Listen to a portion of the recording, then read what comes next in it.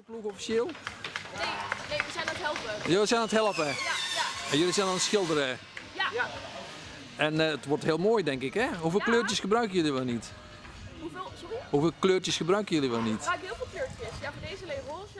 Ik heb net iets blauw geschilderd, we hebben daar oranje. Oké, En samen wordt het iets heel moois, maar dat blijft nog een verrassing. dat is een verrassing. En dat komt volgende week komt dat aan bod, denk ik, hè? Volgende week, als alle kinderen er zijn, dan gaan we die verrassing onthullen. Oké, heel goed. Dankjewel. Bedankt.